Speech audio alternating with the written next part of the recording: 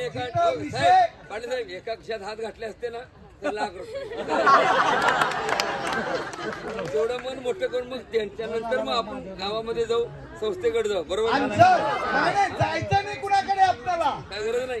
पण राज्यातल्या मुख्यमंत्र्याच्या भाच्या आणि भाची एवढ्या मोठ्या संख्येनं इथं आल्यानंतर हे नाशिक शहर कुणालाही उपाशी झोपू देणार नाही, हा विश्वास मला या ईदगाह मैदानामधून आपल्याला द्यायचा.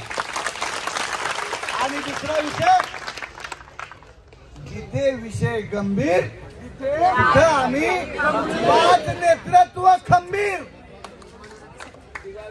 स्कॅनर पाठवून द्या ना, स्कॅनर पाठवून द्या त्यांना, स्कॅनर पाठवून द्या ना. म्हणजे कसं त्यांना जरी यायला नाही जमलं ना तरी तुमच्या शुभेच्छा त्यांना तुम्ही एकदा फोन करा, दोन नेतृत्वाला फोन करा. फोन केली म्हणून नाराजी आहे त्यांची, ते तुमच्याकडे ढकललंय किती केलं ना आपण. प्रदेशाध्यक्ष कोण आहेत हे बरोबर, मी पश्चिम महाराष्ट्राचा प्रमुख आहे. ह्या माणसांचं काम आहे का नाही, कुणाचं काम आहे, कुणाचं काम आहे. बरं ठीक आहे,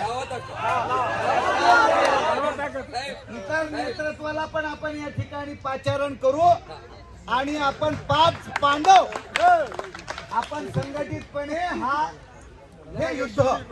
आता थोडं मला थोडीशी सूट पाहिजे. कशी, माझ्या कन्येचं आहे लग्न, मी तर येणारच अधून मधून, अजून 1-2 दिवस तर मी आहे इथं, म्हणजे असं काही मी जाणार नाही.